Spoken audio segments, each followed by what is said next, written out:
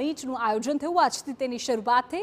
ઉત્તર પ્રદેશના ઉર્જા મંત્રી તથા ગુજરાતના પૂર્વ સચિવ એ.કે. શર્માએ TV9 સાથે ખાસ વાતચીત કરી। યુપીના સોલારને લઈને હવે મહત્વપૂર્ણ કામગીરી થઈ રહી છે। અયોધ્યા સોલાર સિટી બની ગયું છે એ પ્રકારની વાત વડાપ્રધાને પણ પોતાના સંબોધનમાં કરી હતી। રિન્યુએબલ એનર્જીને લઈને પણ ઉત્તર પ્રદેશના અનેક શહેરોમાં કામગીરી થઈ રહી હોવાની વાત ત્યાંના મંત્રીએ પણ કરી।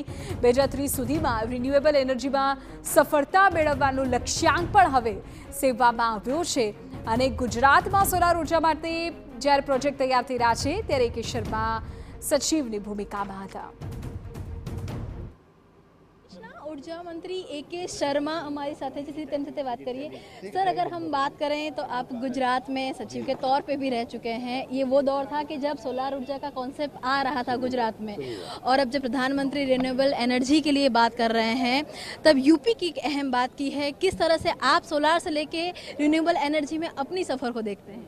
माननीय प्रधानमंत्री जी का बड़प्पन है कि उन्होंने उत्तर प्रदेश के कार्यों की सराहना किया।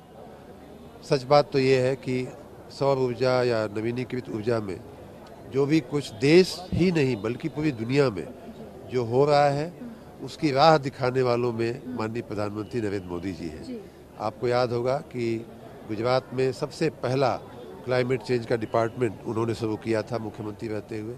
सबसे पहला सोलर पार्क उन्होंने चारणका में बनाया था मुख्यमंत्री रहते हुए।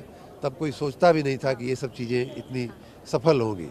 पूरे विश्व को, मुझे याद है जब भी वो मीटिंगों में जाते थे तो पूरे विश्व को वो भारतीय परंपरा के अनुरूप भरोसा दिलाते थे कि हम अपनी एनर्जी नीड्स को प्राकृतिक संसाधनों से, रिन्यूएबल एनर्जी के माध्यमों से भी हम पूरी कर सकते हैं, और उस दिशा में उन्होंने पूरे भारत को चला करके दिखाया है।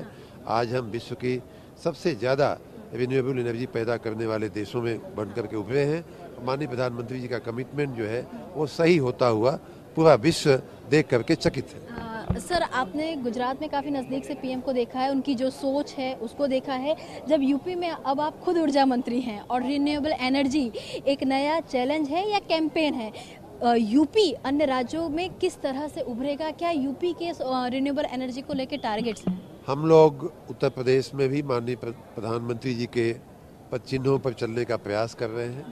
ये बात सही है कि सौर ऊर्जा की जहाँ तक बात है वो उतना रेडिएशन उत्तर प्रदेश में उपलब्ध नहीं है जितना गुजरात और राजस्थान में है।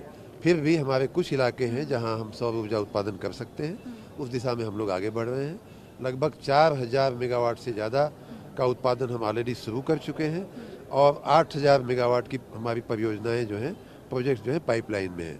उतना ही नहीं, हमारा उत्तर प्रदेश चूँकि बायो रिसोर्सेज में ज़्यादा आगे है, कृषि प्रधान प्रदेश है, तो हमारे एग्रीकल्चर वेस्ट और अर्बन वेस्ट को लगा करके हम लोग कॉम्प्रेस्ड बायोगैस की दिशा में बहुत तेज़ी से आगे बढ़ रहे हैं। और उसमें आपकी जानकारी के लिए हम पूरे देश में नंबर 1 के प्रोड्यूसर हो चुके हैं। CBG में, कॉम्प्रेस्ड बायोगैस में 200 टन पर डे के उत्पादन के साथ लगभग 30 प्रोजेक्ट्स हमारे आगे बढ़ रहे हैं। उसी तरह से हमने हाइड्रोजन की भी पॉलिसी बनाई है और हाइड्रोजन की दिशा में भी हम आगे बढ़ रहे हैं।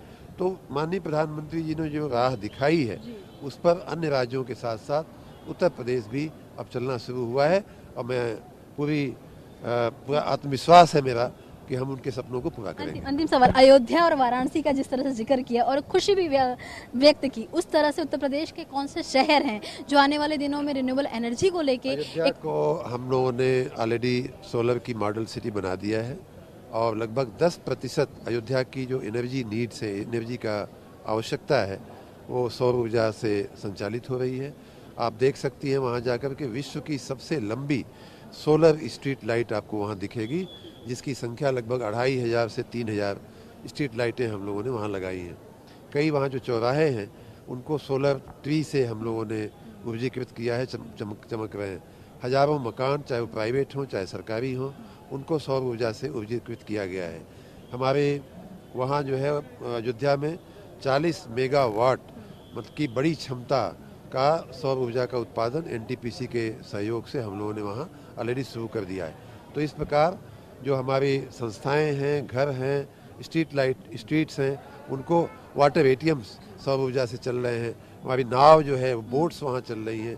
तो इस प्रकार हर प्रकार का सौर ऊर्जा से संचालन भगवान राम की सूर्यनगरी में हो रहा है। धन्यवाद हमारे साथ बातचीत करने के लिए। तो आ હતા ઉત્તર પ્રદેશના ઉર્જા મંત્રી AK શર્મા, કેમ કે ગુજરાતમાં પણ તે સચિવ રહી ચૂક્યા છે અને વડાપ્રધાને ખૂબ નજીકથી કામ કરતા જોયા છે અને એ જ કારણ છે કે ગુજરાતમાં સોલાર એનર્જીનો જ્યારે કોન્સેપ્ટ હતો, જે રીતે કામગીરી થઈ રહી હતી, ત્યારે યુપીની અંદર અયોધ્યાની વાત કરવામાં આવે કે વારાણસીની વાત કરવામાં આવે કે રિન્યુએબલ એનર્જીમાં ઉત્તર પ્રદેશ એક અગ્રીમ ક્ષેત્રે હશે, તે પ્રકારની પણ કવાયત અત્યારે હાથ ધરાઈ છે। कैमरामैन नवनी साथ किंजन मिश्रा, TV9 गांधीनगर। તો જે પ્રકારે આજે રિન્યુએબલ એનર્જીને લઈને સમિટ પડી, તેમાં વડાપ્રધાને ઉત્તર પ્રદેશનો ખાસ ઉલ્લેખ કર્યો હતો, જેમાં તેમણે અયોધ્યામાં જે પ્રકારે સોલાર ક્ષેત્ર કામ થઈ રહ્યું છે તેની વાત કરી હતી। ત્યારે AK શર્મા સાથે અમારા સંવાદદાતાએ જ મુદ્દે વાતચીત કરી।